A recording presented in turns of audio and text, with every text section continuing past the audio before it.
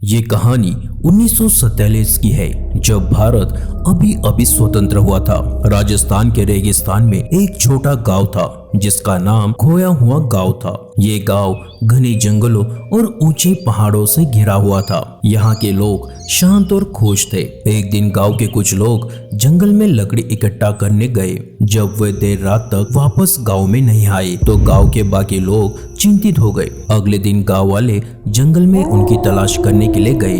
जंगल में उन्हें एक भयानक दृश्य दिखाई दिया। सभी लोग मृत थे, उनके शरीर क्षत विक्षत थे और उनके चेहरे पर भय का भाव था। गांव के लोगों को पता नहीं था कि ये सब कैसे हुआ। कुछ लोगों ने कहा कि यह जंगली जानवरों का काम था, जबकि अन्य लोगों ने कहा कि यह किसी बुरी आत्मा का काम था। इस घटना के बाद गांव में डर का माहौल बन गया। लोग रात में घर से बाहर निकलने से डरते थे। एक दिन एक युवा लड़का जिसका नाम रमेश था, रमेश ने इस रहस्य को सुलझाने का फैसला किया। वो जंगल में गया जहाँ लोगों की मृत्यु हुई थी। रमेश को जंगल में कई अजीबोगरीब चीजें दिखाई दी। उसने देखा कि कुछ पेड़ों की शाखाएं खून से सनी हुई थी। उसने कुछ अजीबोगरीब पद चिन्ह भी देखे। रमेश डर गया था, लेकिन वो हार नहीं मानने वाला था। वो आगे बढ़ता रहा। अचानक उसे एक गुफा दिखाई दी। गुफा के अंदर से अजीबोगरीब आवाजें आ रही थी। रमेश गुफा के अंदर चला गया। अंदर रमेश को एक भयानक दृश्य दिखाई दिया। गुफा में एक बूढ़ा आदमी रहता था। बूढ़ा आदमी एक शक्तिशाली जादूगर था।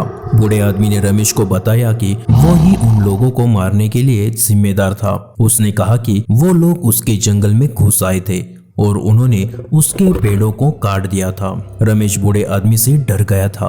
वो गुफा से भाग गया और गांव वापस आ गया। रमेश ने गांव के लोगों को बूढ़े आदमी के बारे में सब कुछ बता दिया। गांव के लोग भी रमेश की बात सुनकर डर गए थे।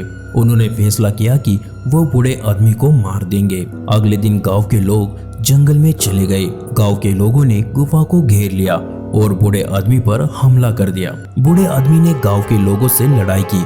उसने अपनी जादुई शक्तियों का इस्तेमाल किया। गांव के लोग बूढ़े आदमी को हराने में कामयाब रहे। उन्होंने उसे मार डाला और उसकी गुफा को नष्ट कर दिया। इस घटना के बाद गांव में शांति स्थापित हो गई। लोग फिर से खुश और सुरक्षित महसूस करने लगे। क्या बूढ़ा आदमी वास्तव में बुरा था? क्या उसने गलत किया था? क्या गांव के लोगों ने सही काम किया? क्या उन्हें बूढ़े आदमी को मारना चाहिए था? ये रहस्य आज भी अनसुलझा है। आपको आज का वीडियो कैसा लगा कमेंट में जरूर बताना, और चैनल पर पहले बार आए हो तो चैनल को सब्सक्राइब और वीडियो को लाइक करना ना भूलिए।